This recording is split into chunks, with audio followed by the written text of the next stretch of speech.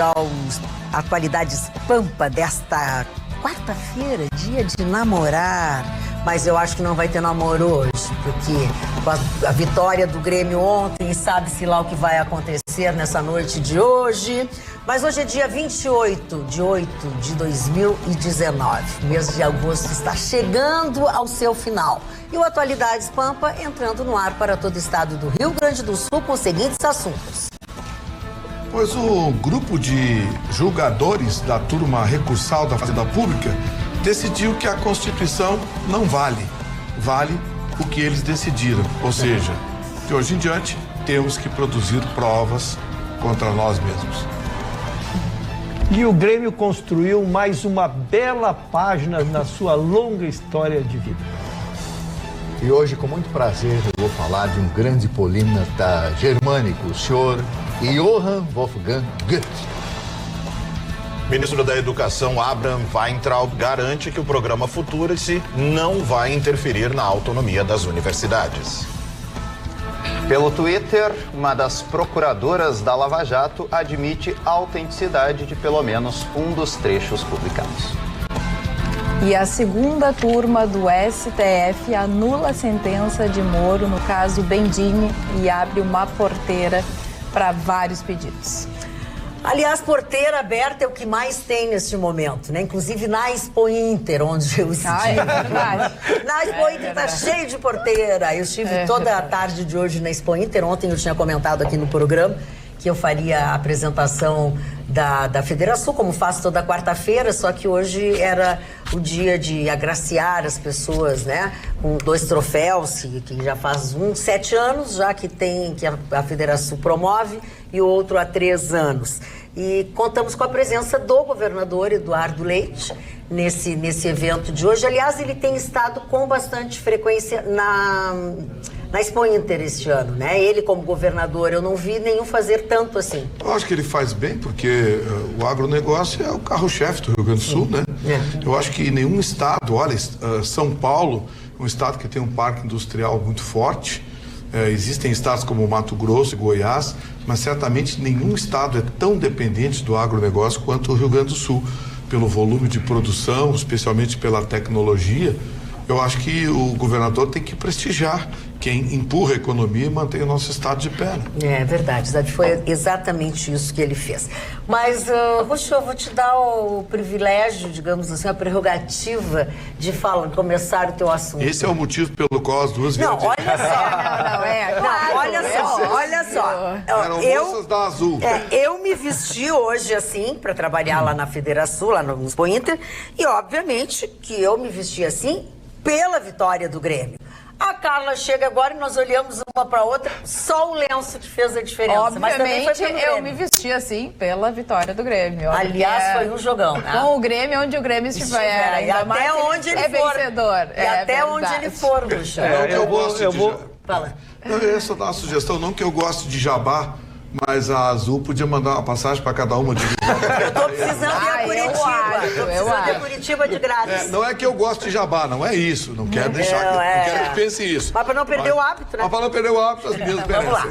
Dona Magda, eu vou pedir, Vênia, aos nossos telespectadores, que eu sei que gostam das nossas notícias políticas, nossas notícias econômicas, mas o Grêmio, como foi a minha manchete, construiu mais uma bela página na sua história.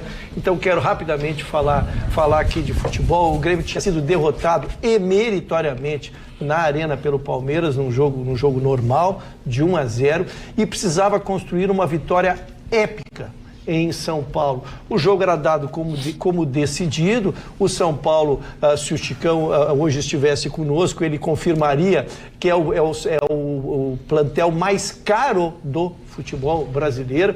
Eles chegam a ter 3 a 4 jogadores para cada posição, peças de reposição, assim.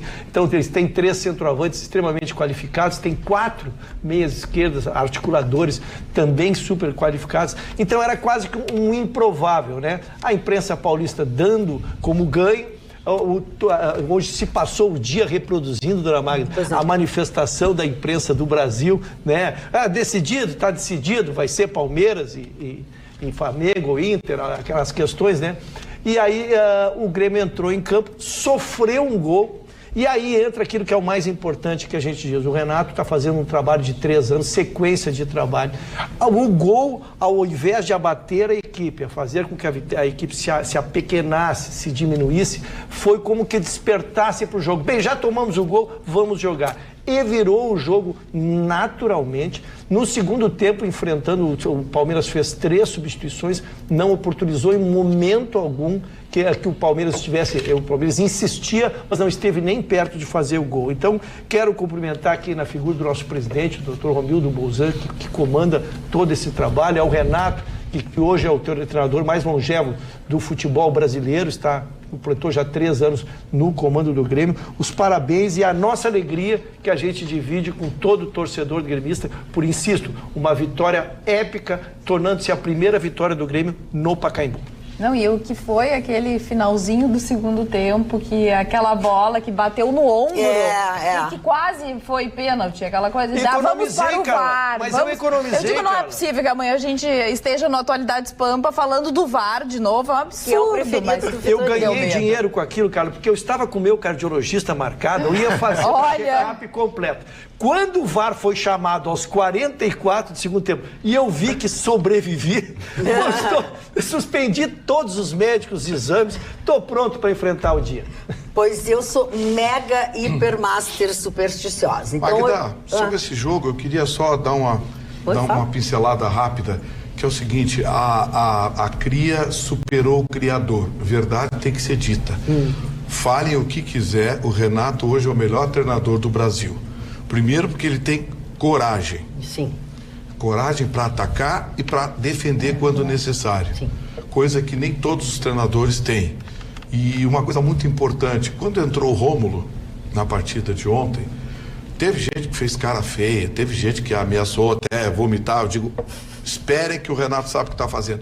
E dito e feito, o Rômulo ficou na frente dos 2 zagueiros parados, dando cobertura, fazendo parede pro Kahneman e pro Jeromel. E liberou um pouco mais o Mateuzinho, que pôde articular, pôde trocar bola. O Palmeiras, em momento algum, sufocou o Grêmio. O sufoco do Palmeiras era balão pra área, balão pra área, balão pra área. E nesse ponto, o Renato foi inteligente. O Filipão não soube como desfazer o nó, não soube. E quando o Renato colocou o PP, menino de altíssima velocidade, drible fácil, vai ser o futuro Everton, né? Eu não vou nem falar do Everton, porque o Everton, acho que se falou dele o Brasil inteiro hoje, o dia inteiro. É hoje o melhor atacante do Brasil e um dos melhores do mundo. Esse menino, se for para um grande clube europeu, anotem aí. Vai fazer o que o Neymar não soube fazer, que é a indicação para ser melhor do mundo. Agora, o PP foi muito importante taticamente, porque o que aconteceu?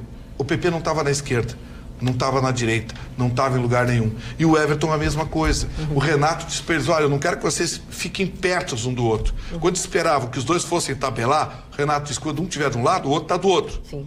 Isso atordoou o Palmeiras. Atordoou. O Grêmio teve mais perto de fazer o 3º gol que o Palmeiras de empatar. Então, assim, parabéns ao Grêmio, especialmente ao Renato. Sim. Que, mais uma vez, deu uma demonstração de que é um grande treinador, futuro treinador da seleção brasileira. Um bom treinador, mas ele também tem uma liga com a gurizada, assim, né? Eu acho que aquela... É que os caras se matam por ele. Sim, se matam por ele, porque se identificam, ele se identifica com os guris. Mas sabe qual é o treinador que consegue isso? É o treinador que não tem peixe. Porque até alguns anos atrás a gente viu os treinadores tinham aquela panelinha. Aí ficava insistindo com patadura lá, porque era peixinho dele. O treinador que não tem peixe hoje é o que conquista o grupo. Porque o cara sabe, se eu estiver jogando mais que ele vai me botar. Sim. E o Renato faz isso. Sim. E eu acho que tem que ser feito. Sim, deveria ter sido feito, mas infelizmente não acontece. Os treinadores têm as suas panelinhas. Às vezes as panelinhas funcionam. Quando você tem bons jogadores que formam um grupo, uma base legal. Mas, por exemplo, o Palmeiras tem grandes jogadores. O Palmeiras tem 2, 3 times. Tem 2, 3 escalações, mas não tem um time. Pois isso que eu não entendi. Isso que eu não entendi. Ele não tem grandes nomes na sua... Tem, o Palmeiras tem você monta 2 times, 3 times. Se pegar o centroavante, tá? Eles têm 3 centroavantes. Tem o Borja, que foi goleador de uma outra Libertadores. tem o que eles trouxeram ontem, Luiz Adriano, que foi até goleador do Mundial pelo Internacional em 2006.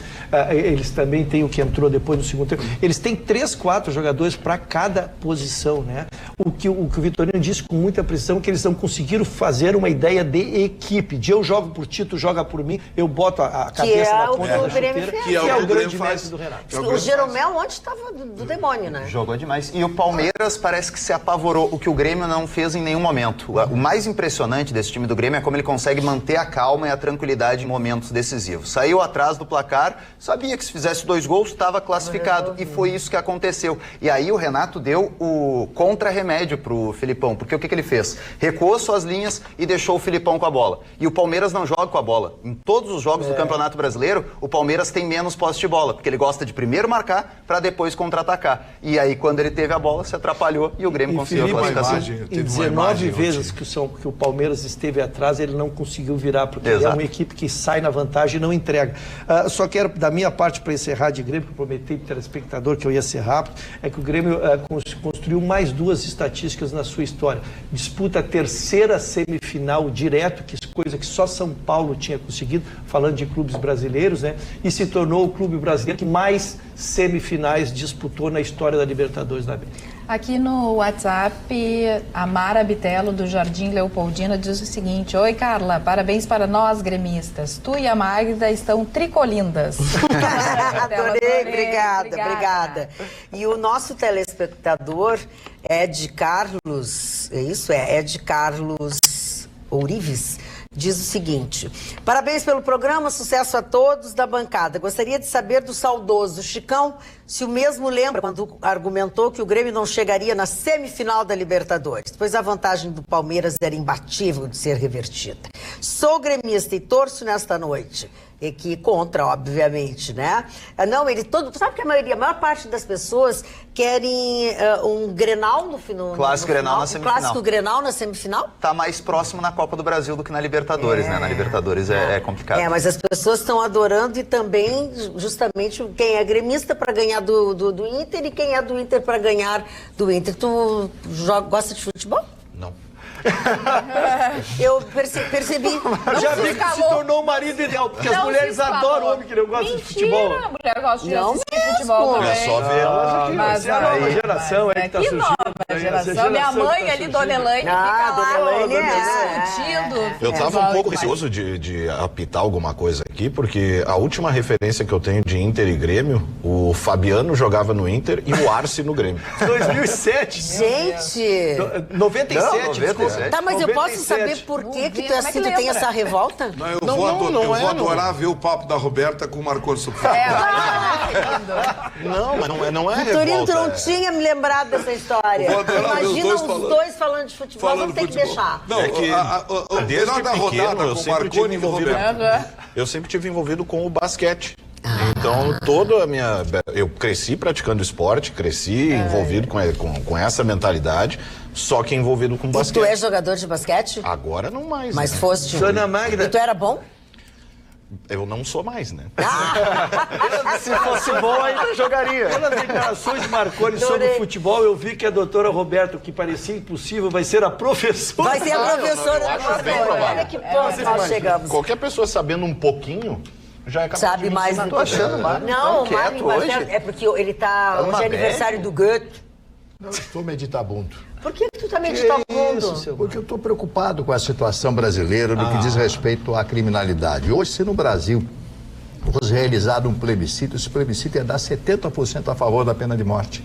É impressionante. Eu estou com uma pesquisa aqui realizada pela Paraná Pesquisa, que revelou que o desfecho do sequestro de ônibus na ponte de Rio do ônibus aquele foi acompanhado por 88,3% dos brasileiros e 76,3% acreditam que a polícia agiu certo ao matar o sequestrador.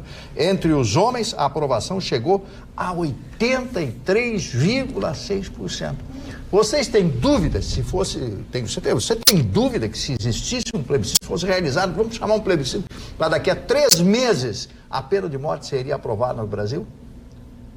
Vocês têm dúvida que isso aconteceria com essa pesquisa que eu estou mostrando para vocês aqui? Eu não tenho dúvida nenhuma. E isso me deixa preocupado porque a pena de morte, que todo mundo clama e tal, seria bom para o Brasil? As pessoas acreditam que a justiça brasileira, ao aplicar a pena de morte, estaria correta? Como seria essa situação? Eu ia falar, depende do governo em gestão também, né? Porque um plebiscito já foi feito aqui e ele não foi respeitado, né? Um plebiscito sobre o porte de armas foi feito e ignorou-se por completo a vontade da população. A democracia do Brasil é assim, é a minha democracia, não é a sua. É que se for a favor do que eu penso, é democracia. Se for contra, é ditadura. Não, eu te confesso, o posicionamento que eu tenho me surpreende não ser 100%. Porque para mim é óbvio, existe o bem e o mal. E o mal precisa ser eliminado. Para mim é para isso que existem as forças de segurança. Muito me assusta essa mentalidade que foi enfiada na cabeça dos brasileiros aos poucos. Primeiro, essa coisa de tirar e o brasileiro aceitar passivamente o seu instinto natural de defesa e reação. Né? Primeiro aquela mentalidade de não reaja, não se defenda. Lhe tire todas as ferramentas capazes de você reagir e se defender. E esse é um instinto natural do ser humano. Nós, como animais, nós chegamos até aqui graças à capacidade de reagir e se defender do ser humano. E aos poucos o brasileiro foi aceitando passivamente a ideia. Se rendeu ao predador. Eu noticiei na Rádio Pampa um cidadão que morreu dentro de casa, na frente de sua esposa e filho, porque a única forma que ele teve de reagir ao ter sua casa invadida foi jogar uma cadeira no ladrão. E o ladrão prontamente despejou, né, uma rajada nesse cidadão e matou ele na frente. Ou seja, você ter do Estado tirado o seu direito de defesa, de defender os seus, de defender seu patrimônio, e o brasileiro aceitar, mesmo que o plebiscito tenha dito que não, mas ainda existe essa mentalidade utópica, aceitar passivamente a ideia de não reagir e se defender, isso para mim me apavora muito mais do que esses números. Como que você... Eu já ouvi, por exemplo, o que tu quer fazer o papel do Estado? O Estado te oferece a polícia. O que tu quer ter arma dentro da tua casa? Para que eu tenho extintor de incêndio no meu prédio, então, se o Estado me oferece o corpo de bombeiros? É verdade, Ora, que besteira é essa? Tá lógico. Eu não quero fazer a função do Estado e eu não quero acabar com a violência. Eu quero ter, pelo menos, o benefício da dúvida. E é um direito meu, como ser humano, como animal que sou, o direito de reagir e me defender, em nome daqueles que eu amo, daqueles que eu prezo e do meu patrimônio. Agora nos foi enfiado goela abaixo. Primeiro, uma mentalidade que não existe, né? De que a arma, não sei, que armas matam pessoas, querem entregar o acesso irrestrito ao cidadão. Primeiro que isso é uma mentira bruta, né? Não tem nada mais restrito. Essa campanha do que foi patrocinada por que governo? Adivinha? O Brasil tem uma dificuldade para instituir a pena de morte. Nós somos signatários do Pacto de San José da Costa Rica. Essa é uma dificuldade. O Brasil, se fizer um plebiscito, for aprovado e decidir instituir a pena de morte, vai ter problemas políticos. Porque quem tem a pena de morte hoje é gente grande. Gente grande. Estados Unidos, a China, Filipinas lá... O Japão tem também, quer dizer, aqui nós teremos muita dificuldade porque nós temos na instituição da pena de morte uma discussão que ganhou um caráter ideológico, assim como armar o cidadão. É uma discussão que ganhou um caráter ideológico e não deveria. Claro. Deveria ser uma discussão estritamente técnica. O problema, Vitorino, é que será que a nossa justiça realmente é justa para todas as pessoas da mesma forma? Será que a pena de morte é difícil por isso? Pobre, né? Não, sem falar de minorias e tudo mais, mas assim, quando a gente trata de pena de morte, a gente está tratando da última instância. Então, assim, naquela ideia que tu já deste, uma reincidência de um crime específico, aí tudo bem, porque daí já vai ter uma segunda condenação daquela pessoa. Agora, numa primeira condenação, a gente fica pensando, será que a justiça realmente dessa pessoa está quando a gente fala em pena de morte, é criar regras bem claras. Não vai estar matando ladrão de galinha, né? Isso que me incomoda. Tem gente que tem 7, 8 homicídios e anda com tornozeleira. Você pensa que esse cara o quê? Vai pintar cerca? Vai virar argamassa? E tem condenações que não exercem essa dúvida toda. Tem condenações que elas são claras. Nós temos casos aí, por exemplo, de estupradores em que ficou absolutamente provado que é ele o estuprador. Sim. Agora, a partir do princípio de que citou o nome de alguém, vai pegar e matar, não é assim. É lógico, nós temos casos e casos. Tem casos que vai surgir o benefício da dúvida, e aí é claro que a gente vai sugerir imediatamente a pena de morte. Dona Magda, esses conceitos eles são muito fáceis na parte teórica. Quando a gente vai para a aplicabilidade deles, a gente vê que eles não são tão simples assim. Primeiro, nós temos que entender que o Brasil, tu não consegue criar uma regra só para o Rio Grande do Sul, que é um país, que é um estado mais civilizado, quem sabe a região sul, sudeste. O país ele é continental, né? Então o que vale aqui, vale no Amazonas, vale no Mato Grosso. A instituição da penalidade com a fragilidade do sistema policial que nós temos no país, com o Rio de Janeiro, com só o que nós noticiamos aqui, eu imagino o que se conseguiria abater de pessoas com montagem de inquéritos e coisas, porque cada vez que a gente investiga qualquer coisa no Rio de Janeiro, se descobre o que se faz lá. Então, a questão da reincidência, ao invés de criar um inquérito, cria 2. Ao invés de criar uma condenação, cria 2. Então, não se trata de há uma preliminar antes de analisar a pena de morte. É se o nosso sistema é confiável no inquérito. E eu lhe respondo, dona Maria, com 37 anos de advocacia, meu sentimento, falo na pessoa do primeiro do singular, não é confiável para tomar uma decisão assim. E se pode montar 2 condenações, quantas quiser, pode-se empurrar uma condenação para Carla, se eu pego provas, boto nela. O sistema ele é muito perverso. Segundo, nós estamos sim montados em questões ideológicas onde nós podemos circunstancialmente estar na contramão do regime que estiver comandando o país. Então nós estamos mais suscetíveis. O que nós temos que fazer, ainda antes da pena de morte, seria fazer que esses que citou o Marconi, de no 5º estupro, que eles estejam presos. Me parece que é o beabá, tu não precisa. Mas aí entra o que a Carla disse da justiça. Tu não precisa modificar. Não, dona Mas eles soltam. O código nosso passou de 50 anos de idade, com o nosso Código Penal. Elegemos agora um novo Congresso, mas que se cria um Código Penal que se recrudesça na questão das penalidades. Então, são preliminares antes de nós começarmos, porque daqui a pouco a gente começa a matar só os inimigos do rei. Deixa eu só ler alguns, assim, e aí vocês voltam a falar, tá? Que eu só quero passar ligeirinho assim. Manuel Azevedo diz assim: Marne, pena de morte já existe no Brasil há muitos anos, só que é contra as vítimas dos bandidos. Os legalistas de plantão ficam blá blá blá blá blá, citando Constituição, Estado Democrático de Direito, mas na vida real bandido só entende uma linguagem, a bala. Witzel, no Rio de Janeiro, está fazendo um ótimo trabalho. Hoje nossa arma, diz o Rafael Neto, é o telefone. Se a polícia demorar, atiramos o telefone. Uma ironia dele, né? Aí ele botou assim: nos Estados Unidos existe mesmo assim, o senhor Carlos Roberto Prates Thomas, nos Estados Unidos existe. Mesmo assim, os condenados têm direito a muitos recursos e ficam décadas no corredor da morte. Não sei se adiantaria muito. E ele assina com saudações tricolores. Depois o outro, da Silva Pinto, diz assim: o monopólio da força deve ser sempre o Estado, e cabe a ele, Estado, através de suas forças de segurança pública, usar inclusive a força letal para proteger a vida do cidadão. O resto é apenas o resto. Gostaria de saber o nome do tratado contra a pena de morte, para poder falar para o ladrão que me ameaça com sua arma. Não é tratado, é Pacto de San José da Costa Rica pelos Direitos Humanos. Okay. Não, eu gostaria de fazer uma pergunta para o nosso jurista, o Dr. Ruschel, a respeito do que aconteceu no Supremo com a extinção, a anulação da pena do Bendini. Odemir Bendini, aquele cidadão que foi presidente da Petrobras, do Banco do Brasil, uma série de coisas aí. Meu amigo.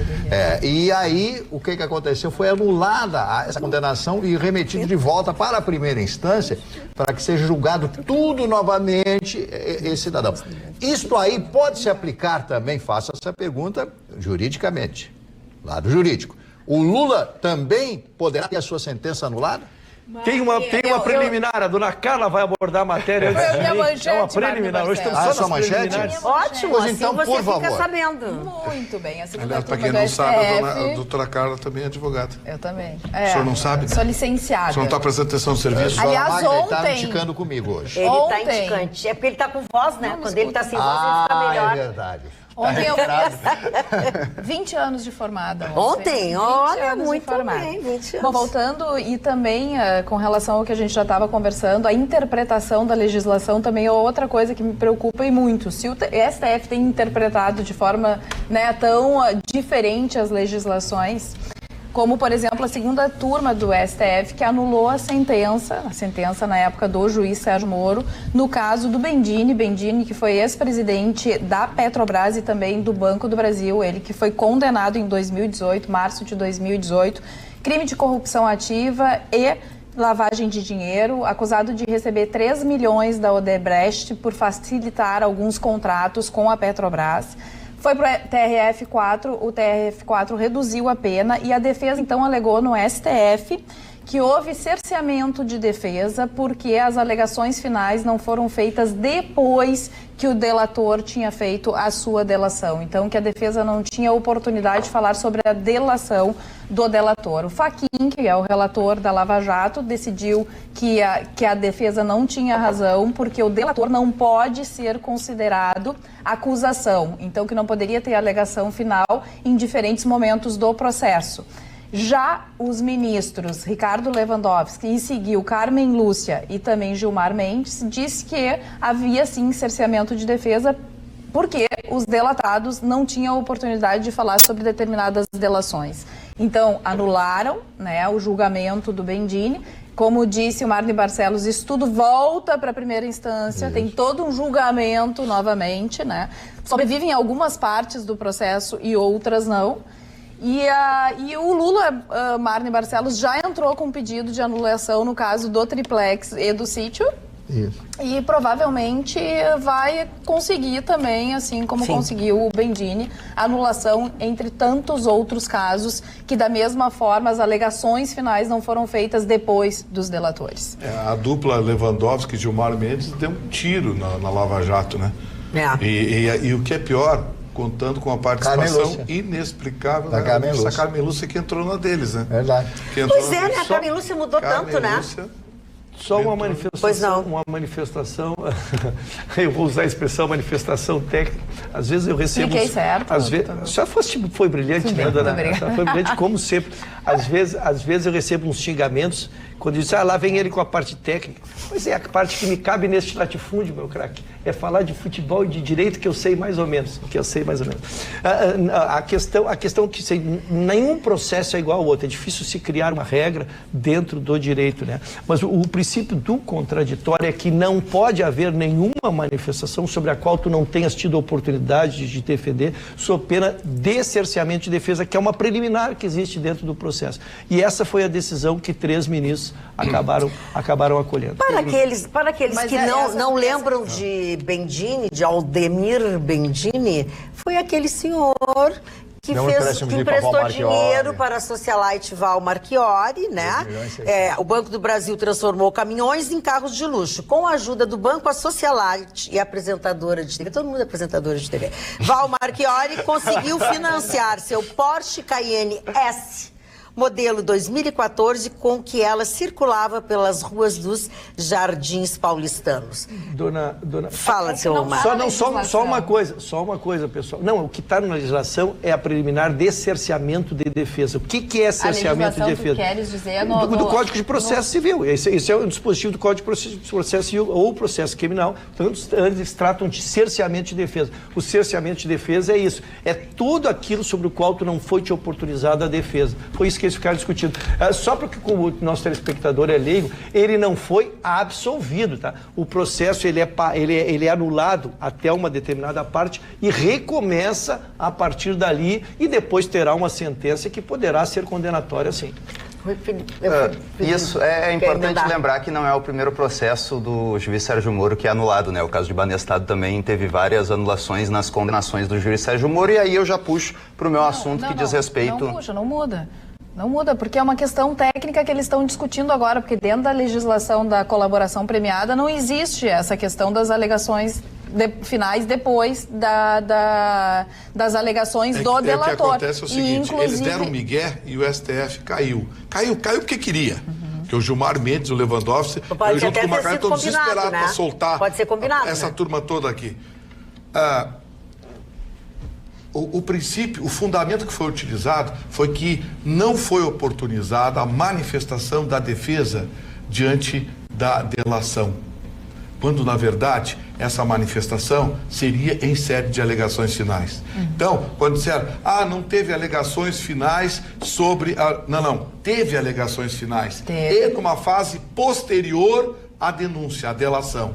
Portanto, se não foi manifestado nas alegações finais, ou seja, não foi contraditado nas alegações finais, é porque não queria. O juiz Sérgio Moro não tinha que abrir espaço para argumentação, fundamentação e contradita a uma denúncia, a uma delação.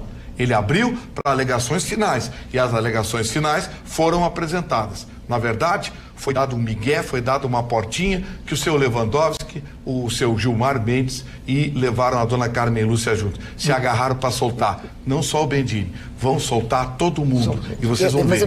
Isso para dar uma volta e retornar, vai ter muita prescrição. Muita prescrição. A maioria vai escapar impune. Diga-se de passagem, com milhões de paraísos. Se eu passar por uma questão jurídica só, porque é que na verdade o que foi anulada foi a sentença, porque a sentença restou na sua condenação por se basear nesse documento. Por isso que ele foi anulado e por isso o cerceamento de defesa. Mas são duas teses, tanto é que os próprios ministros divergiram. E o Felipe tem uma... Nós que teríamos a decisão... O próprio Fachin... O Fachin, como relator, disse que não cabia. Não cabia, porque o delator não é acusação. O delator não é acusação, por isso que não tem que ter movimento. E outra coisa, não teve... ele teve tempo para se manifestar, dizer, houve uma delação e eu não pude manifestar. Pôde sim, nas alegações finais já constava nos autos a delação. Então, assim, foi um migué que colou. Aliás, a justiça hoje está sendo feita de migué, né? Bom, nada disso anula o fato das anulações do caso Banestado envolvendo o juiz Sérgio Moro, e hoje eu quero trazer o assunto à tona do The Intercept Brasil, porque no final de semana foi publicada mais uma matéria dos trechos das conversas dos procuradores da Lava Jato. E desta vez, a revelação de várias ofensas ao presidente Lula, inclusive no que diz respeito à morte dos seus familiares. E aí, logo depois disso, a procuradora Jerusa Vicelli pediu desculpas numa rede social. Peço para a produção colocar, por favor, o tweet da Jerusa, onde ela se desculpa pelas supostas mensagens publicadas pelo The Intercept. Uma hora depois de se desculpar com o presidente Lula, ela tweetou novamente, para lembrar que uma mensagem não autentica todo o conjunto. A existência de mensagens verdadeiras não afeta o fato de outras mensagens poderem ser falsas. O grande problema é que até o momento nenhum dos procuradores da Lava Jato apontou uma única mensagem falsa. Também não houve o apontamento por parte do juiz Sérgio Moro de que alguma daquelas mensagens seja falsa. Não se pegou o trecho, este trecho aqui é falso e é mentiroso. Então, mais uma confirmação de que as mensagens são verdadeiras. E aí, eu quero deixar a pergunta de quando a Polícia Federal vai se manifestar sobre esse caso, porque já faz algum tempo que os hackers foram encontrados. Quero cobrar também a ex-deputada Manuela Dávila, onde é que ela está, quando é que ela vai falar sobre o assunto, porque isso é um caso do Estado Democrático de Direito. Se tudo que foi publicado pelo The Intercept for realmente verdade, como os indicativos mostram, o juiz Sérgio Moro, ele sugeriu troca de ordem de fases, ele cobrou a realização de novas operações, ele deu conselhos para o Ministério Público, entre tantas outras irregularidades. Então, a gente precisa saber também se vamos ter a confiança de que a Polícia Federal terá independência, porque na última semana houve a troca, inclusive, do comando da Polícia Federal do Rio de Janeiro pelo presidente Jair Bolsonaro. Essa é uma questão que não pode ser esquecida. E lembrando que um juiz de primeira instância prendeu um candidato à presidência da República que estava na frente nas pesquisas e depois assumiu como ministro da Justiça de quem se beneficiou disso. Que outra democracia do mundo teve o mesmo processo? Eu não conheço. Falando em confiança... O inocente Lula. Peraí, não vai ficar assim. Não disse que era inocente. Já que a gente está requentando comida aqui, porque parece que virou, né? Sempre a mesma coisa, vamos requentar comida, vamos lá. Quem acusa tem que provar. Quem acusa tem que provar. Não é o acusado que tem que produzir prova para se defender. Quem acusa tem que provar. O Intercept Brasil até agora não apresentou nada. Os hackers que foram pegos, pegaram a conversa deles, foram entregues tudo para a Polícia Federal, até agora nada. O seu Lewandowski, o seu Alexandre Moraes pediu cópia. O outro lá, o Fux, pediu cópia. Até agora não apareceu nada do que for dito. A única acusação que tem até agora é o quê? Que o juiz Sérgio Moro conversou com o promotor. Todos os juízes conversam com todos os promotores. Todos os promotores conversam com todos os juízes. E quem advoga sabe, o advogado não só conversa com o juiz, como o juiz é obrigado a recebê-lo. Só que os advogados do Lula, confiando na última instância dos tribunais superiores, preferiram xingar o Moro, chamaram o Moro disso, o Moro daquilo, fizeram passeata, ofenderam o Moro, a família dele, a esposa dele e tudo mais. E queriam o quê? Que o Sérgio Moro recebesse os advogados do Lula para conversar? Então, assim, as pessoas são responsáveis pelas decisões que tomam.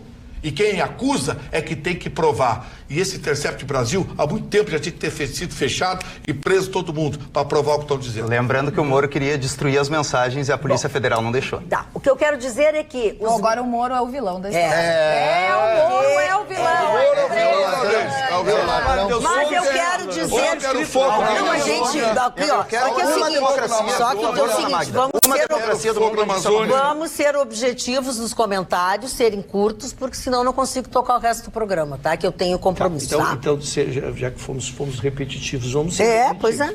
Primeiro, a ONU, sim, a ONU da Polícia Federal de descobrir, diante da informação, perseguir, porque se eu noticiar que matei alguém, a polícia vai investigar, tá? O que a minha discordância do Vitorino, e esta semana estive casualmente no Tribunal de Justiça falando com 2 desembargadores, é uma prerrogativa de qualquer advogado, qualquer procurador falar com o juiz, tá?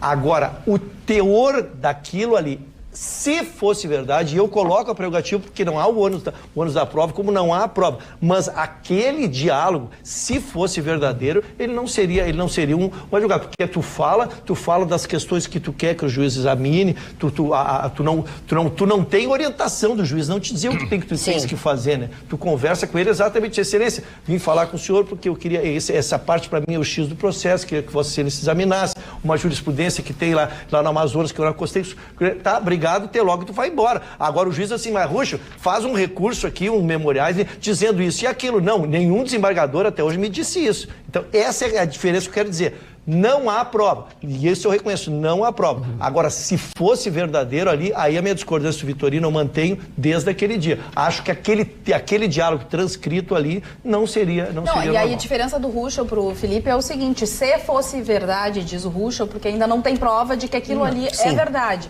O Felipe já coloca como uma verdade absoluta e coloca o juiz Sérgio Moro como vilão da história, Felipe. Eu confio no jornalista ganhador do prêmio Pulitzer e no que ele publicou e em todos os outros indícios.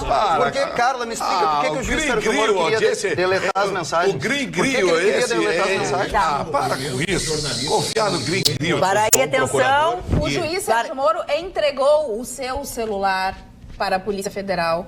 3 semanas depois foi para os Estados Unidos antes, Deixa o Marconi falar. A gente lembra das notícias. O mesmo jornalista que acusou o procurador Ângelo e que depois teve que pedir desculpas, dizendo que foi um erro na edição. É o do Pulitzer. Edição do retrato de uma conversa. Mas como é que você edita se você simplesmente pega... Eu acredito que você não vai editar uma prova como essa, né? Claro que não. E aí depois, não, eu me confundi de Ângelo. Aí na nova publicação... Exatamente. Ângelo Goulart Vilela. Ângelo Goulart Vilela, que não tinha nada a ver com a situação. Quando questionado, nem era mais. Quando questionado, disse, não, é outro Ângelo. Aí, quando questionado de novo, porque ele não deu o sobrenome, ele publicou só Ângelo, aí ele botou abstrato, né? Tipo, segunda voz, uma coisa assim. Esse jornalista... Não, e sem contar que são provas criminosas. Fora isso, né? Fora isso, que já começa toda a anulação a partir desse princípio. Assim como o vazamento legal de Sérgio Moro em 2016 de uma presidente, um juiz de primeira instância. Só porque causa estranheza, esse cara não tá preso. Querer comparar. Tá preso há muito tempo. Preso. Não, porque preso os jornalistas. Há muito tempo. Querer comparar. Jornalista, quando não diz a verdade, ele responde pelo que diz. Falar, Vitorino, é que querer comparar uma investigação que veio a público, uma investigação autorizada pela Polícia Federal, autorizada pelo Ministério Público, querer comparar isso com a invasão do telefone particular de um procurador da Justiça e de um juiz federal... Então, o horário não estava autorizado, sabe disso, Marco? Por favor. A autorização era até às 11 da manhã, o diálogo que foi divulgado pela mídia aconteceu na hora da tarde. Quero dizer que você está gostando disso. E já que nós temos uns repetecos aqui na bancada de alguns assuntos... Os melhores momentos do Atualidades Pampa você confere nos sábados, agora às 19h30, conhecido popularmente como 7h30 da noite. Bons os momentos? Você pode rever sábados, 19h30. O que você também pode saber e até aproveitar é que a FenaBrave Sincodiv RS, entidades das concessionárias de veículos do Rio Grande do Sul, está fazendo um convite a todos os telespectadores da TV Pampa, do nosso Atualidades Pampa, para que visitem a Expo Inter 2019. As concessionárias de carros, motos, caminhões e máquinas agrícolas estarão lhe esperando com diversos produtos em exposição. Então fica o convite. Vá até a Expo Inter, confira os principais lançamentos do mercado e modelos consagrados com condições especialíssimas para você fazer a troca do seu veículo. Lembre sempre, comprar um veículo novo ou seminovo em uma concessionária filiada à FenaBrave Sincodiv RS é a certeza de um negócio seguro. São veículos com procedência assegurada e garantia de compra. Conheça todas as concessionárias filiadas às entidades acessando sincodiv-rs.com.br. FenaBrave Sincodiv RS, entidades das concessionárias de veículos do Rio Grande do Sul, presentes nesta Expo Inter 2019. Posso dar também um recado? Pode, claro. Olha que legal. Oi, tudo bem? É o recado da Loiva Meirelles. Vocês salvaram minha vida. Agora com o YouTube, você pode entrar lá no YouTube, www.youtube.com/tvpampa. Acesse o canal da TV Pampa, se inscreve no canal e coloca ali no sininho da notificação. Cada vez que nós estivermos ao vivo, você vai receber essa notificação. Ela agora está trabalhando e assistindo através do Facebook as imagens da TV Pampa. Não vou ter tempo de participar, mas me mande um beijo. E para minha mãe, que mora em Cachoeirinha, ela assiste vocês desde o tempo do Clóvis Duarte. Ela tem 81 anos, então lá vai um beijo bem especial para Maria Meirelles e para Loiva Meirelles. Um beijo para você. Obrigada pela... Eu queria divulgar um evento muito meritório, bem rapidamente aqui, que é em benefício das crianças autistas e a gente quer ajudar muito. A Seleção Gaúcha de Master do Futsal está fazendo um evento amanhã. Nós estamos hoje na quarta-feira, que amanhã às 20 horas no Teresópolis. Vamos fazer então a Seleção Gaúcha de Masters de Futsal contra os boleiros de futsal da época. Serão 2 jogos, um até 50 e outro acima de 60. O ingresso é o que você puder colaborar. Tá? Vão estar artistas que foram até da seleção brasileira, o Paulete, o Ortiz, o Tito, o Kiko Balestrin, que também participa da organização lá.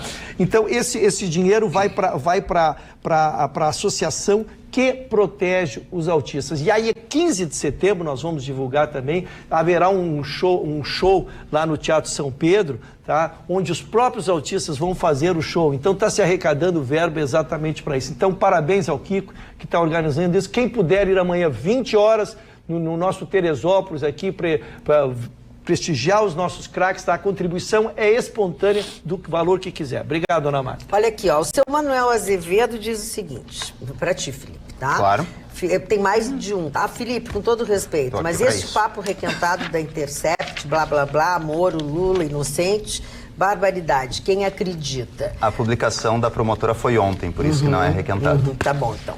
Outra coisa, o Elias Praz diz, boa noite, querida bancada, esse programa é um exemplo para tantos, parabéns aos integrantes. Isso é o que é o outro assunto, desculpa, eu não quero misturar os assuntos. O Ricardo de Estrela, isso é o que é o mais importante, me parece.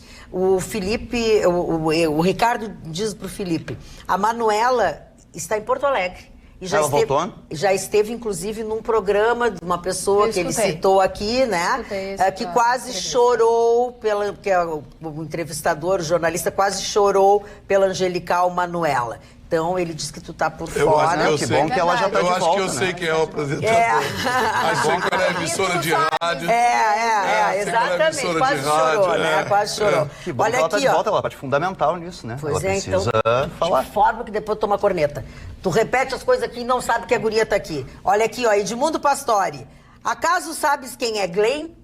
Mas eu sei. Acordem, é tudo um jogo para livrar bandidos. Tudo bem, eu fiz uma pergunta e até agora ninguém me respondeu. Que Qual? democracia do mundo um juiz de primeira instância prendeu um candidato à presidência, beneficiou o candidato vencedor e depois assumiu como Julgado ministro da Pra quem tá fazendo Justiça essa pergunta? deste atual candidato que é o atual presidente? Depois eu Quando gostaria que de isso falar. Tá, aconteceu? então deixa o Marne falar, O Marne, que é um por cara favor. bastante Marne experiente, fala, então, acho que por favor. poderia me... Não, mas Mas aí ele não, já também foi não julgado vamos- em segunda instância aqui em Porto Alegre. Com Esse as negócio, provas produzidas essa coisa do através Lula, do isso tudo é um projeto que existe Não, para o soltar o juiz não Lula. produz Ninguém, todo mundo prova. sabe disso. É o Mas eu quero Ministério falar de outra coisa. Eu quero falar de outra Ele não coisa. foi só Eu lembrar quero falar de que outra ele não coisa. foi Me preso desculpe. por ser candidato. É, Ele foi preso pelos crimes que ele cometeu. O grande professor Darcy Ribeiro, com quem eu tive o privilégio de conviver no Rio de Janeiro, conversei com ele diversas vezes, quando soube que estava com câncer, né, ele largou uma frase que até, aliás, foi publicada, que eu acho espetacular, né?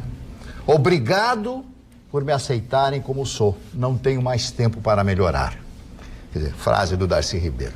E falando no Darcy Ribeiro, autor do melhor livro de antropologia, um dos melhores publicados nesse país, que se chama O Povo Brasileiro, recomendo a você, Darcy Ribeiro, O Povo Brasileiro, para conhecer o povo brasileiro. Já falei algumas vezes a respeito desse livro. Eu quero fazer a minha homenagem ao grande alemão Johann Wolfgang Goethe, nesse livro Afinidades Eletivas. Esse é o primeiro romance escrito por ele com grande repercussão internacional. Isso aqui foi escrito em 1809 e é o primeiro romance psicológico que já aborda a psicologia neste romance. Por isso que vale a pena você ler essa obra de Goethe. Goethe que fez Fausto, Goethe que fez Werther, que para mim é um dos símbolos, um dos melhores livros que eu li em toda a minha vida. Li há muitos anos, depois tive que lê-lo novamente, porque existem livros que você lê, recorda alguma coisa e quando vai ler, vê que parece diferente da primeira vez que você leu, né? Isso é uma coisa tão maravilhosa, a leitura é uma coisa tão maravilhosa. E fazendo essa homenagem a esse grande virginiano que é Goethe, eu quero dizer para vocês que eu fiquei muito feliz hoje com a informação publicada nos Estados Unidos. Aumentou a venda dos livros impressos dos Estados Unidos. Olha! E caiu a venda da coisa aí de computador. Depois de quanto tempo, sabe? Agora saiu. E outra coisa, essa eu fiquei. Sabe quantos livros os brasileiros leem por ano? 2,46. Sabe quantos livros os franceses leem por ano? 22. Posso aproveitar para dar uma dica de leitura, então? Por Especialmente favor. para a minha geração. Leiam Geração Superficial, um livro que trata da dificuldade dos conectados à geração Y e à geração, acho que é Z também, Z que fala, também, de como a gente tem dificuldade de se concentrar em leituras profundas. Não, mas e tu você vai tem- lendo o Mas pera um livro, pouquinho. ele vai te dizendo isso e tu tá pensando Não, no teu mas celular que tá tocando olha lá. aqui, ó. Tu não tá pensando na leitura do livro. Senhor Felipe, o meu neto, ele tá no celular, ele tá no computador e tá ouvindo música. Como é que vocês querem? Mas Convenientinho, como é? dá um livro para ele ler, só aquele livro. Mas pra ele ver lê. quanto que Agora ele tá lendo. Agora ele não tá vai lendo. Mas demorar. Neto do Mário não vai Muito bom, negar, Geração né? Não vai Superficial. negar, vai ler, vai Dona- ler. É mala. Posso trocar de assunto? Pode Obrigado. trocar de Só me assunto. autorizar o troco. Pode trocar de assunto. Porque nós estamos aguardando ansiosos, porque o presidente Bolsonaro ele tá numa encruzilhada, não gostaria de estar no lugar dele, da decisão que ele tem que tomar. Porque esse projeto de abuso de autoridade, e ele vai vetar, ele já anunciou que vai vetar algum dos projetos, mas ele não decidiu ainda quais, né? Ele tem que até dia 5 de setembro, ele terá que decidir. E hoje, 28, era o último dia que ele pediu que seus assessores lhe mandassem sugestões para que ele então pudesse se debruçar sobre o tema e fazê-lo. Então, numa reunião que estiveram presentes o próprio ministro Sérgio Moro, o seu ministro Onyx Lorenzoni, estavam também os líderes do governo, o Major Vitor Hugo e a Joyce Hasselmann, foram apresentadas 10 sugestões ao presidente de veto. Por que eu digo que é difícil para ele decidir, dona Maria? Primeiro, porque ele foi eleito com base num apoio popular de combate à corrupção, de combate ao que se via acontecer no país. E, ao mesmo tempo, Ele depende muito do Congresso, ele depende muito, extremamente do Congresso, para aprovar as reformas que ele pensa que corrigirão o rumo do país. Então, como os deputados aprovaram integralmente o projeto, ele está no dilema entre romper com a sua credibilidade perante o povo ou romper com o Congresso de quem ele precisa tanto. Então, esse capítulo, eu volto a dizer, as 10 matérias que lhe foram sugeridas, ele não se manifestou expressamente, disse que vai estudá-las e nós veremos o dia 5/9 como o presidente saiu dessa arapuca que lhe foi imposta pelas condições da vida. Tem uma situação atípica aí, que é a seguinte: se ele vetar o projeto todo, ele compra a briga com o Congresso, como o Ruschel falou, e não é o momento ele comprar a briga com o Congresso. E o Congresso pode derrubar o veto dele e passar na íntegra. Ele pode derrubar o veto, mas a gente vai saber quem está votando a favor e quem está votando contra. O voto daí é nominal. Sim, o mais importante, ele está usando um artifício interessante. Ele deve vetar alguns artigos que são mais agressivos, como aquela coisa da proibição do policial, não sei o quê, sujeito processar o juiz. Aquele da algema é um absurdo, né? O sujeito processar o juiz, processar o promotor. Então, ele vai vetar alguns desses itens, que esses itens vão fazer com que o seguinte, para derrubar esses vetos, a rapaziada vai ter que botar a cara. Sim. E aí é que vai eu ter quero que se ver. apresentar, né?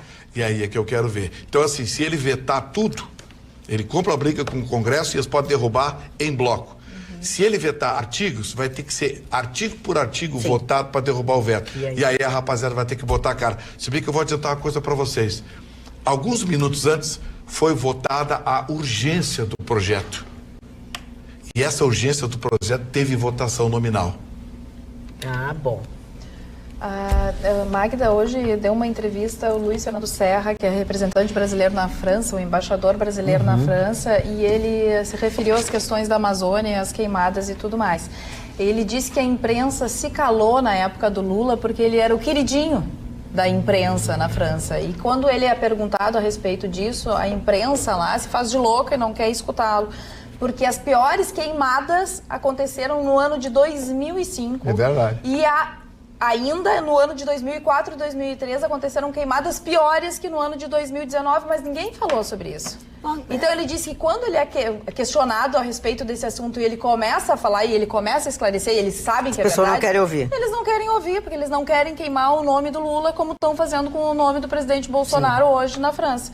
Ele disse ainda que, inclusive, essa imprensa ela não consulta os investidores franceses que estão satisfeitos no Brasil, que consulta, sim, ele chamou a empresa aqueles jornalistas de esquerda que ficam frequentando a zona sul do Rio de Janeiro. Então, ele foi forte, ele foi enfático bem objetivo para falar da imprensa na França e daqueles representantes que nós temos aqui brasileiros na França enquanto... Você sabe qual é o segundo mercado da indústria automobilística francesa?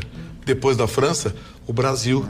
Citroën, Peugeot e Renault vendem no Brasil, só perdem para a própria França. Cara, eu quero discordar de ti.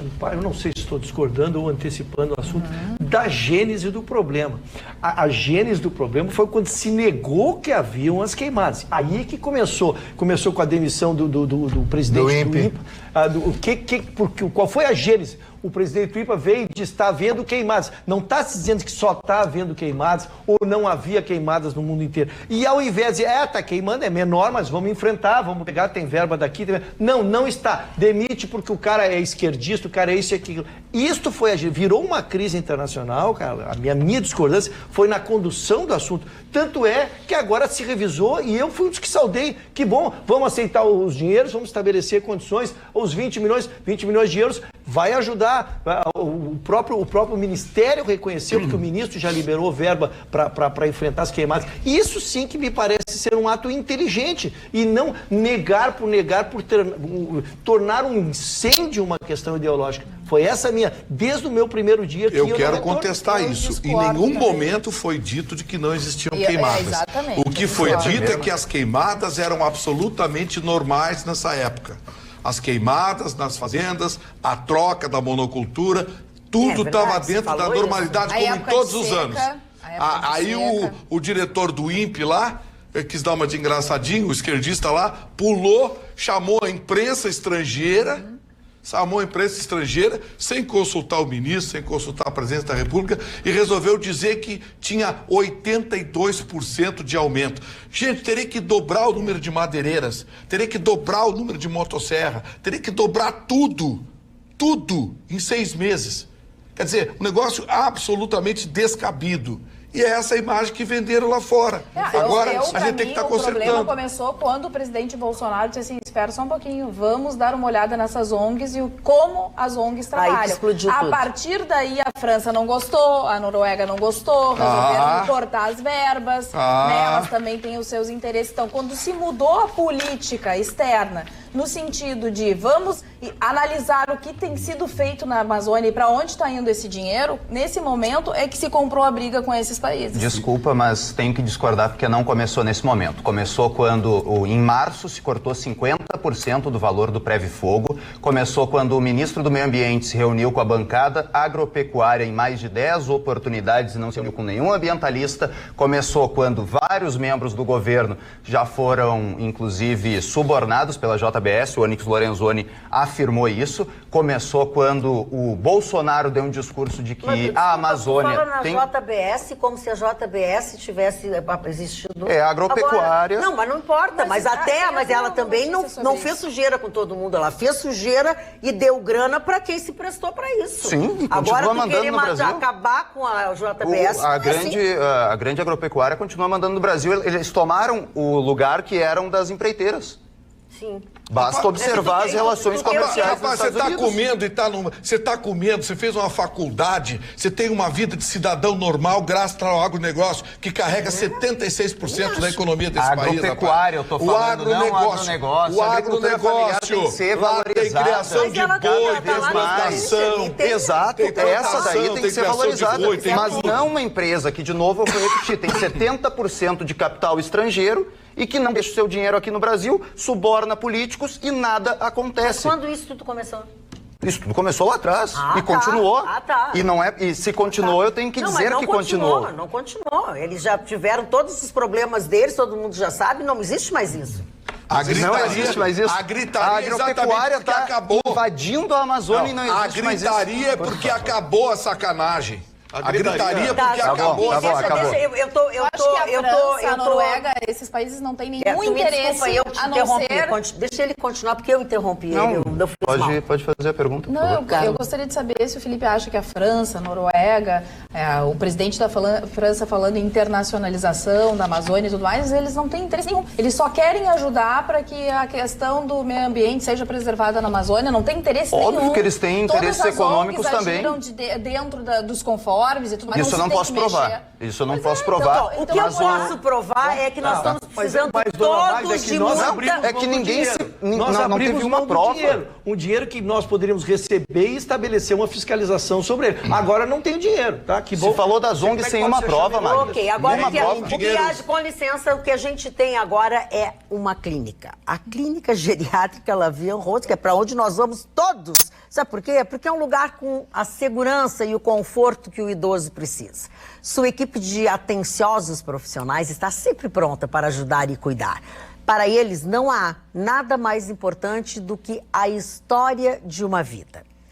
O residencial para idosos, Lavie en Rose, é um lugar diferente de tudo aquilo que você já viu.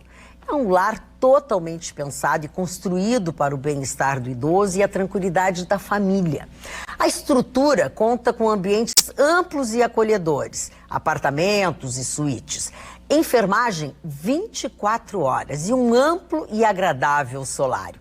Tudo isso em meio à natureza da Zona Sul de Porto Alegre. Contamos ainda com uma equipe de atenciosos profissionais e especialistas da saúde, sempre prontos para ajudar e cuidar. Vá lá, vai fazer parte da família Lavie en Rose. Você começa ligando para o telefone 51-3248-3409, agendando a sua visita e sendo um privilegiado. Você vai ser um privilegiado, é assim, de fazer parte da grande família Lavie en Rose. Um lugar excepcional onde você vai se sentir no céu. nas nuvens. O nome é maravilhoso. La Vie en Rose. Maravilhoso, né? E o lugar é E a lindo. música também. Marconi... Só para acabar, por os favor. governadores defendem no STF que 1 bilhão da Lava Jato seja destinado à Amazônia. Isso. Tá Que bom. é uma coisa a ser Que é outra saudada. notícia positiva. Muito Tomara. bem. Marconi, não, tomara não. Agora tu tá implicando uma coisa também, né? Não, tomara Acabou que de se use dizer, dinheiro ele pra preservar. determinou. Tomara, exato. Então, determinou não. Tomara. Que bom, vai acontecer.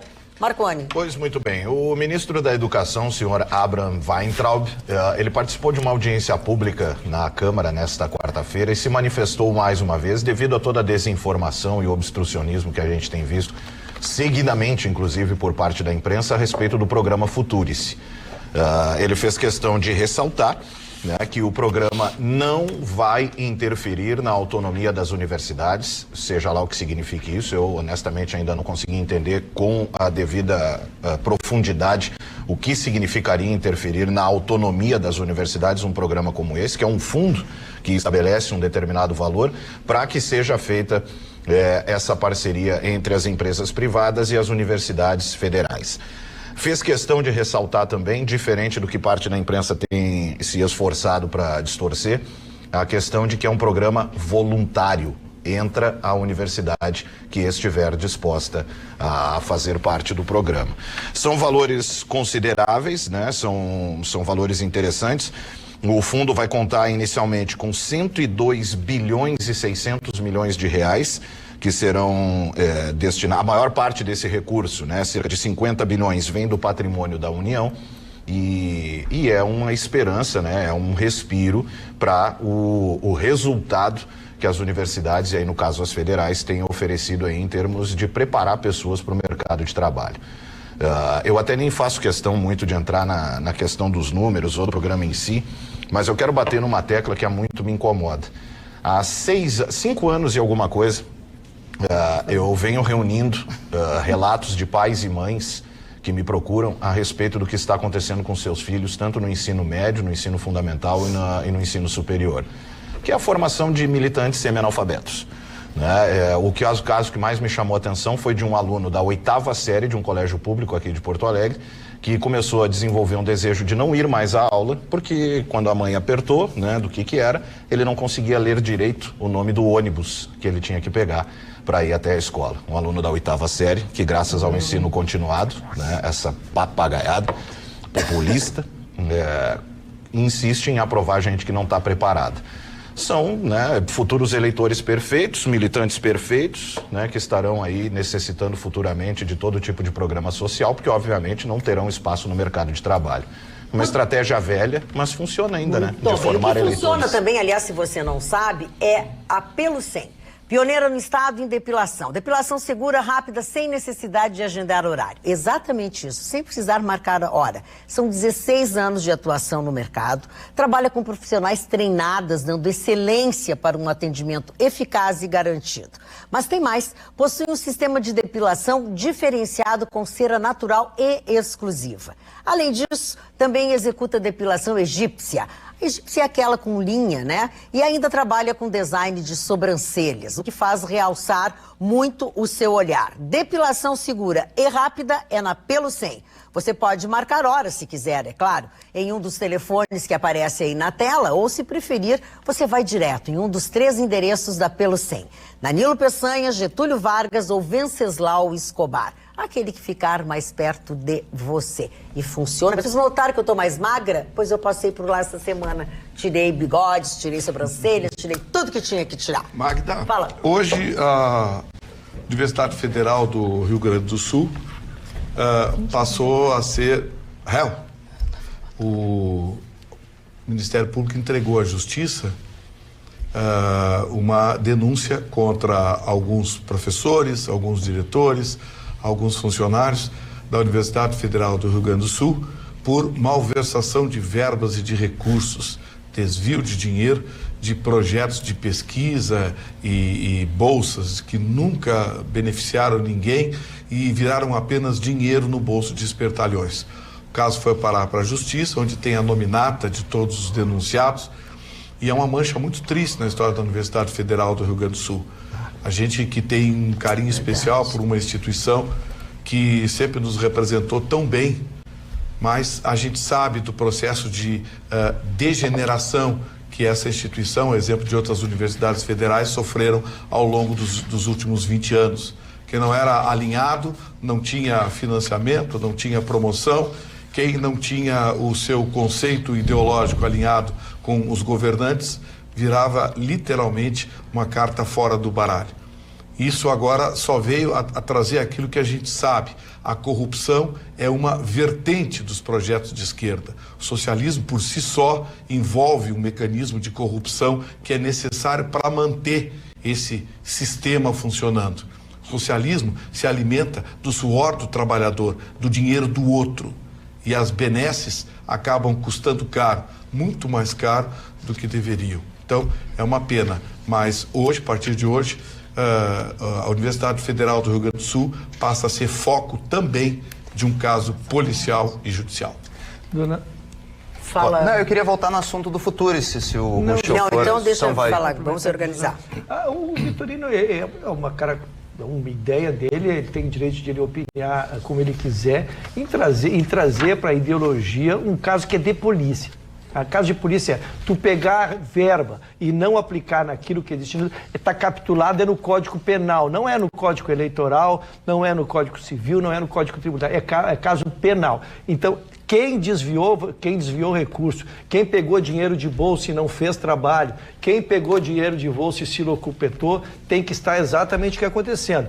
Um inquérito policial que virará ou não uma ação. Agora, tornar isto um caso que vai ser examinado pelo Tribunal Eleitoral, como sugere meu colega, é a minha discordância. Mas eu, em momento algum, falei em Tribunal Eleitoral, doutor Ruschel. Eu falei apenas que as universidades federais brasileiras foram totalmente cupinizadas, tomadas, aliás, a expressão do Percival Pugina, vou pagar o direito autoral, tá? A expressão do Percival Pugina, cupinização da máquina pública. Não admitir que o ensino nas universidades federais foi politizado e degenerou, é não querer olhar um metro à frente. E esse processo de degeneração veio em função exatamente disso. Eu não disse, evidentemente, quando falei Tribunal Eleitoral, foi uma fina ironia, espero que todos tenham entendido, né? O que eu quis dizer é que transformar um caso penal, Código Penal, de subtrair dinheiro, como é o que tu narras para nós, já é o inquérito, com o segundo assunto, que daí tu pode ter a opinião que tu quiser. Eu só quis separar os assuntos, que o assunto de Código Penal é de Código Penal. Muito bem, olha aqui, ó. Marconi é ótimo, diz o nosso telespectador Everton Nascimento. Obrigado. Vitorino, Magda, Ruschel e Carla vão tocar num baile hoje? Vestidos de azul? Dale Grêmio, esse Marconi foi uma bela aquisição. Abraços a todos, Everton Nascimento, de Novo Hamburgo. Boa noite. Passamos um tempo lutando pela melhoria da franja do Ruschel. Conseguimos. Hoje em dia está perfeita. Olha, a criatura se engasgou. Agora aparece outro que não penteia o cabelo. Que coisa, o programa é lindo, merece um cabelo bem cortado e bem penteado. Será que é tu? Pode ser. É o Marco. Ah, não, é o Marco. Mas é o modelo, amigo. É o modelito. É o estilo. O programa é lindo. Na hora que eu corto? Presta atenção.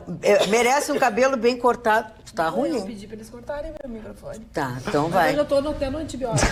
Coitadinha. É verdade. Eu sei, ela tá ruim há dias. Eu tô ruim há dias. Senhores, se E despeçam. agora Pode. Olha, gente, só vamos lembrar que sexta-feira ela não, se amanhã tu vem, né? Amanhã tu vem, então. Olha, tadinha, se emocionou. Se emocionou, Isso pra mim já é uma coisa armada pra fazer um feriadão. Não, ela tá... Toma mais aguinha. Não, mas eu já tô tomando Tá, muita água. Agora acho que Não, só para responder o Então, amigo não, ali. calma, eu não terminei. Perdão. Terminei. O programa é lindo, merece um cabelo bem cortado e bem penteado. Fica a dica. Brincadeiras à parte, lindo, novo painel visual limpo e gostoso. Abraço, Sérgio Cunha, da Zona Sul. Fala que tu ia dizer o teu cabelo, amigo. É que eu tô na terceira aula, Explica eu tô pra aprendendo. ele que é penteado. Não, eu tô aprendendo. Quando eu chegar na quinta, sexta aula, eu já vou ter condições de fazer um corte direito, porque eu resolvi economizar. Então eu mesmo corto.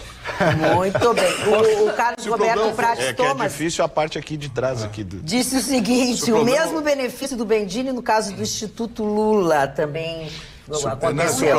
Se o problema do cabelo não for com o Marconi, for comigo, quero informar que o Pente se recusa a organizar menos que 5 ou 6 fios. Então deixa assim como está. Fala, Carlos. Com relação a isso, o próprio ministro Fachin já determinou que o caso do Instituto Lula volte para a fase de alegações finais. Ok. Em cima da decisão que foi tomada pela segunda turma e que anulou o julgamento do Bendini. Muito bem. Dona Magda. O seu Dilon Camilo. Estou sobrevivendo. Boa noite, Magda. Marconi foi perfeito quanto às armas. Ladrão na madrugada roubou o estepe do meu carro, que estava na garagem da minha casa, e não fiz nada porque não tinha uma arma. Pelo menos para assustar o larápio. Só para não mudar de assunto, Vamos lá. porque estávamos falando da educação. Repetidamente se diz que houve uma ideologização das universidades federais, mas se esquece que as universidades federais são órgãos de Estado e não órgãos de governo. Elas têm primeiro uma eleição interna, vai para depois uma lista tríplice de reitor, e aí, via de regra, se indica quem ganhou esta eleição. São pouquíssimos casos onde não há a indicação de quem ganhou efetivamente a eleição, que acontece com estudantes, com professores e também com funcionários contratados. Até chama a atenção que há cerca de um mês o presidente Jair Bolsonaro ele indicou o terceiro colocado da lista tríplice para a Universidade Federal do Ceará. Um reitor que teve apenas 4,5% dos votos foi indicado nesta lista tríplice justamente por quem diz que é contra a ideologização do ensino. E sobre o futuro, assim, por que ele é um projeto péssimo? Primeiro, há o discurso de que não será obrigada a Universidade Federal a entrar no futuro. Só que, enquanto o governo cortar e congelar 6 bilhões de educação, tem universidades que não conseguem funcionar até o final do ano, como, por exemplo, a UFRJ e também a UFPEL, aqui do nosso estado. Eles não têm dinheiro nem para funcionar até o final deste ano de 2019, se o MEC não resolver fazer os repasses. Então, primeiro tu precariza, tu não repassa o dinheiro e aí tu diz que a solução é entregar para iniciativa privada. E qual é o grande problema de empresas patrocinarem as universidades? Por exemplo, a Faculdade de Farmácia está com um grupo de alunos desenvolvendo uma vacina para acabar com X questão. Mas a empresa que patrocina a Faculdade de Farmácia produz o remédio que cura a doença para essa vacina que vai ser criada. Como é que os estudantes vão ter a liberdade de criar a vacina se vai prejudicar os negócios de quem patrocina a universidade? É um processo que aconteceu bastante parecido nos Estados Unidos com a crise dos opioides. Eles colocaram para fiscalizar a produção de remédios os produtores de remédios. E aí deu toda a crise de opioides que quem acompanha o noticiário norte-americano conhece. A possibilidade que tu sugere é oficial ou é uma tese tua? Não, é uma tese minha, mas baseada no óbvio. Tá bem. Deixa eu dizer uma coisa. E no que aconteceu nos Estados Unidos. Posso trocar de assunto ou tem Eles falaram em vacina, teve a primeira morte por sarampo em São Paulo. Infelizmente.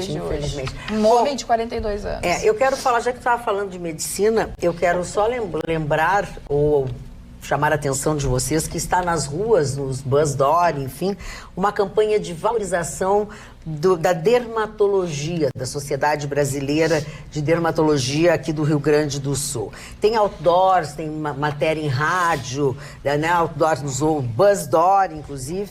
O que eles pretendem com isso? Até fizeram um evento também, fizeram um encontro com os profissionais. Eles falam da necessidade que as pessoas têm e que precisam respeitar esses profissionais, e o que é da área deles é da área deles, o que não é da área deles não é da área deles, e cuidar muito com quem se tratam, com quem consultam, com quem fazem, às vezes, alguns procedimentos. Felipe? Tu adora, né? Quando falo mal de ti, eu vou te dar prazer agora. Vamos lá, cuidado, é prazer só ler. Eu só acho que é a liberdade que não discutam com petista lulista. Ele sempre tem razão. E o último coice, ele tem que ser o deles. O Ricardo Imisch. O Felipe não come carne? Como? Come carne, não sei por quê. Você quer que tu não é colorido? Como assim? Não sei lá, eu não sei. Não, mas como carne sim. Tá, olha aqui, ó. Carla, tu é show, linda. Somos jovens e assistimos o programa bastante. Porém, ao ver o jovem Felipe trazendo informações, paramos para pensar o que realmente está sendo plantado pela nova geração. Lamentável. E a respeito do senhor Marconi, parabéns pela postura, com opinião, porém educado e bem oportuno. Deise e Joel de Porto Alegre. Tem direito de resposta se tu quiser, Felipe, mas eles vão ficar com mais ódio. Não, é a liberdade deles. Eles têm a liberdade de gostar de mim. Exatamente. Não, e eu quero falar sobre... Vamos fazer os aniversários, Mário? Mas eu tenho uma notícia para você. Então dentro. Eu só queria contar que estive na Estética Mara hoje, dona Maria.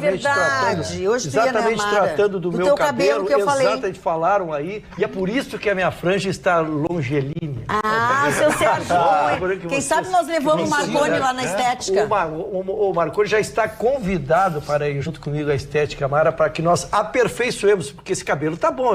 Eu não gostei. Eu acho legal. Nós só íamos aperfeiçoá-lo. É que eu acho que a dona Carla está fazendo um ar de quem? O seu Sérgio Cunha, presta atenção, o seu Sérgio Cunha, ele é muito tradicional. Eu acho que aí o cabelo do Marconi assusta ele, dá até medo. Eu acho que é uma coisa meio espetada, meio assim. Assusta? Assusta, eu acho. Mas então, dona Maria, quem estiver brigando com o seu cabelo, vá lá na Estética Amara que eles acalmam qualquer fio rebelde lá. O Gustavo Vitorino lá... não, é o Marne que ia falar. Fala, Mário. Eu queria falar do ministro Alexandre de Moraes. Existe uma rede de televisão no Amazonas chamada Rede Tiradentes de Rádio e Televisão. Bom, o ministro Alexandre proibiu essa rede de rádio e televisão de falar a respeito do líder do MDB no Senado, Eduardo Braga, várias vezes citado na Lava Jato. Existem muitos processos, ele foi citado diversas vezes em diversas delações, e etc, etc, etc. O senador obteve a censura, apesar dos direitos à liberdade de expressão e à informação serem garantidos pela Constituição. Talvez por isso o ministro Moraes não permita que o processo seja julgado.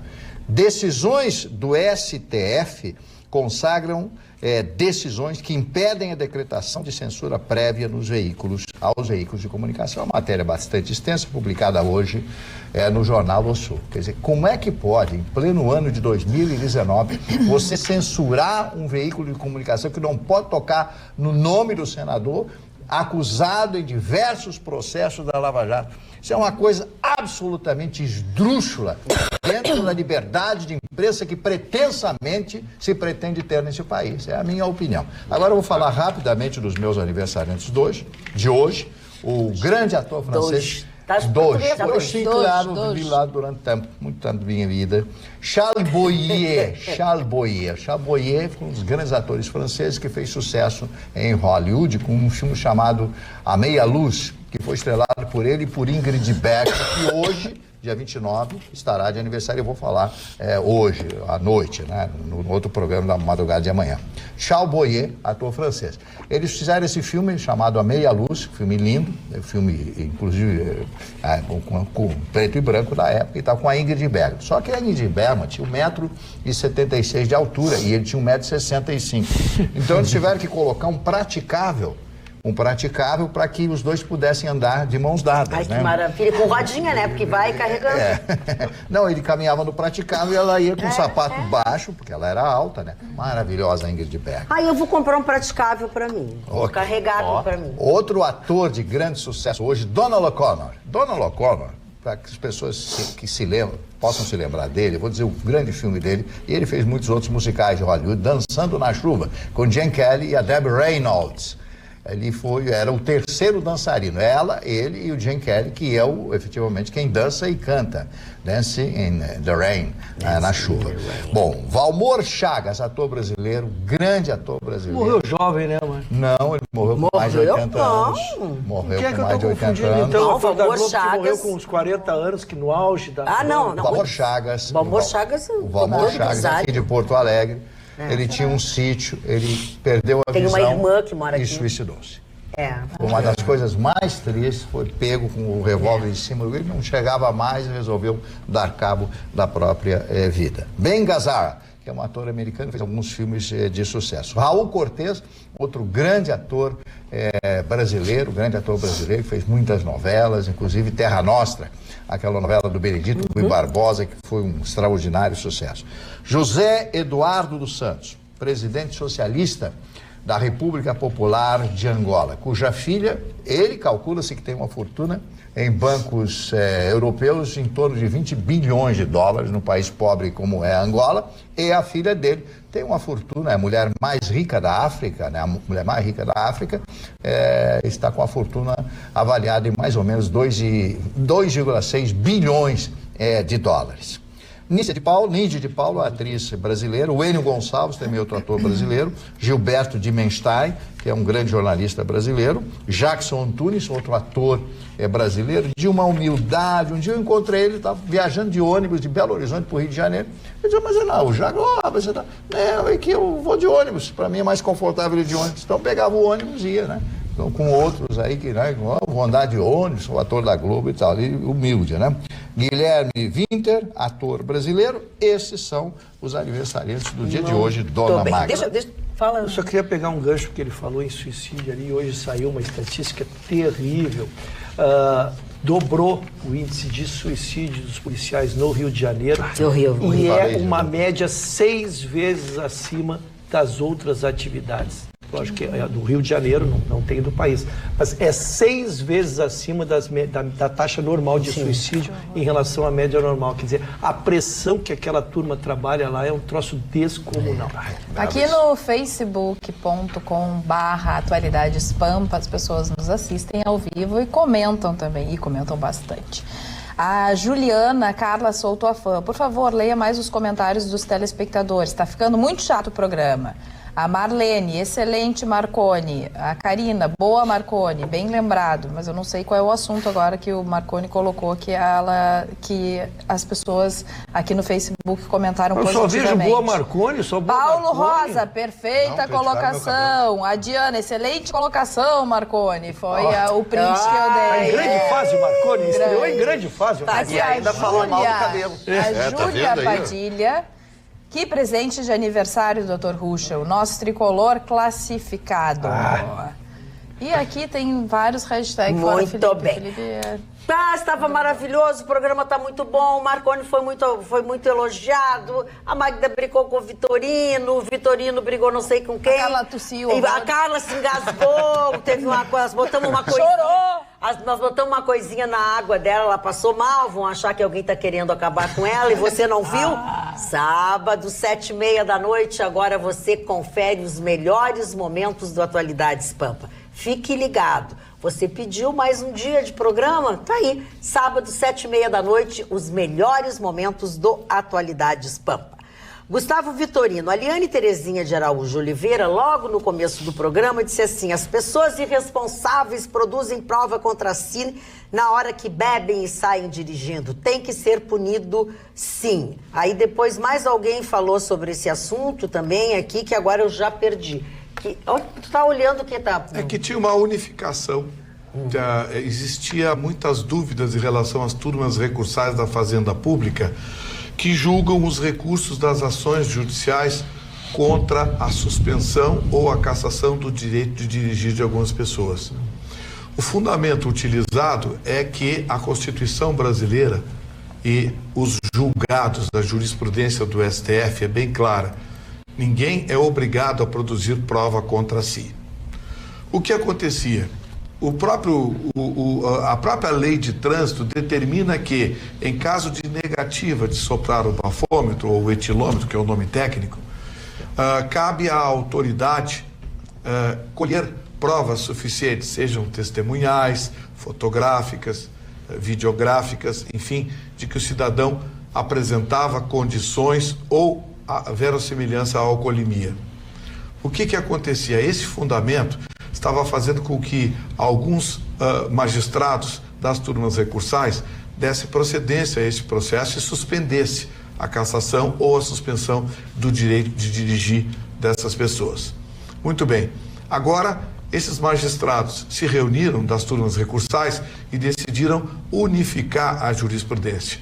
E agora quer dizer o seguinte: soprando ou não soprando o etilômetro, se você tomar um copo de cerveja ou um copo de vinho, sua vida está arrebentada, graças a essa lei babaca e abusiva que foi criada no Brasil exclusivamente para fazer dinheiro. o consumo de álcool tem que ser reprimido? Sim, mas veja-se como é reprimido o consumo de álcool em países de primeiro mundo, em países que têm uma legislação séria. A do Brasil não é séria, ela é oportunista. Eu conheço autoridades de trânsito que se sentem constrangidos, muitas vezes, em ter que aplicar a lei, porque é isso que se determina. Mas agora acabou. A decisão desses ilustres magistrados da turma recursal ficou acima da própria Constituição. Muito bem. Boa noite, querido. Chegar em casa, ligar a TV e me deparar com o doutor Vitorino indicando com o senhor Marne, não acredito. Olha... Olha outro. Eu também. Olha... Vou morrer. Olha aqui, ó. Não, 2 não dá pra morrer. Um só, tá? Pelo menos na mesma semana. Mas depois, espera um pouco. Vê lá, um enterro só. Se combinar direitinho, O primeiro tem dia pra cada suspeito um. é... O enterro só. Quem é o primeiro suspeito? É o Felipe. Óbvio. Claro, Felipe. Tô longe de todo Vocês brigam com ele discorda. Eu acho que o primeiro... Longe disso. Ele botou na nossa água. Tu botou coisinha na água deles. Eu acho que tu botou. Mas deixa eu dizer uma coisa pra vocês. Eu, por exemplo, se morrer afogada ou se for assassinada, vocês têm, assim, uma lista, digamos assim, ó, uma lista desse tamanho, assim, de pessoas que não são suspeitas. E um roteiro inteiro de pessoas suspeitas. Então, não tentem... Não vão na primeira pista. Não perca o tempo, não vão na primeira pista. Mas eu lia da Alzira Leves Deber, que ela chegou em casa indicando com o senhor Marne, mas entendi, é o grau de amizade que permite. E mais uma vez parabenizo o Marconi. Sucesso para o grupo.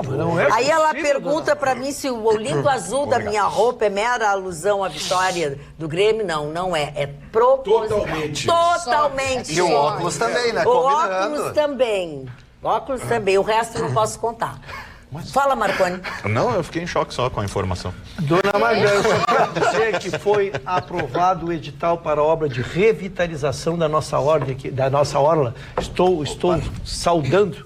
Está saudando a continuação. E avisar os maloqueiros, marginais, os depredadores, que não é para eles estragarem o negócio, como estragaram a ponte? Vão estragar assim que tiver feita a obra. Por enquanto é só o edital que está se fazendo a obra. E a notícia também, no final de tarde, foi que o TRF4, o desembargador Favretto, ele reverteu a decisão do CONTRAN, a pedido do próprio presidente da República, Jair Bolsonaro, para desobrigar do exame, aquele da... Simulador. Muito obrigada. Então, começaria a valer agora em setembro, mas com essa decisão fica suspensa a resolução do CONTRAN, então volta a ser obrigatório o tal do simulador. O desembargador Favretto, a gente sabe, já mostrou, né? Alegria dura pouco. Aquele negócio do final de semana, do Lula, e aí, o Favretto já mostrou qual é a dele. O sindicato que fez o pedido, então vale para todos os CFCs que são sindicalizados e não vale para aqueles que não são, mas mais de 90% são sindicalizados. Os CFCs recorreram aí, deram a sorte que cair na mão do Favretto. O Favretto a gente já sabe, né? Se for para infernizar o Bolsonaro, estamos aí. Mas vão caçar essa liminar, vão caçar. Pois é. Porque daqui a pouco... Isso é contra o cidadão, gente. Isso é contra o cidadão. Daqui a pouco a justiça vai estar determinando o que eu posso comer, o que eu não posso comer, o que eu posso... Não precisa de eleição, entrega tudo pros togados e eles resolvem. Utilidade, né? Qualquer videogame hoje tem mais noção de realidade do que um simulador daquele. Aquilo ali é um hobby. O meu medo é que as crianças de 10, 12 anos comecem a dirigir, né? Porque eles fazem esse exame lá brincando, né? Justamente por causa dos videogames. Eles têm uma prática louca, né? Boa noite, nobre bancada, diz o senhor Edenir de Gravataí. Mas pelo que entendi, escutei o nobre advogado Ruschel, deixou claro que nossa justiça não é confiável ou seria somente para o caso da pena de morte? Se for assim, eu entendo que é teoria de conveniência. Edenir de Gravataí. Você pode dizer sim ou não pode falar muito tempo. Não, eu só queria dizer que, na verdade, passa por inquérito, não é só o processo, é o que alimenta o processo. Às vezes, o que chega no juiz, o juiz tem que se basear só no que está ali na frente. Mas a certeza de que está ali condiz com a realidade, num caso de pena de morte, para mim é muito sério. Parabéns, é isso aí. Muito bem, chegamos ao final do Atualidades Pampa de hoje. Voltamos nesta quinta-feira, logo depois do Jornal da Pampa, com as notícias que marcaram o dia. Tenham todos uma boa noite, bons sonhos e até amanhã.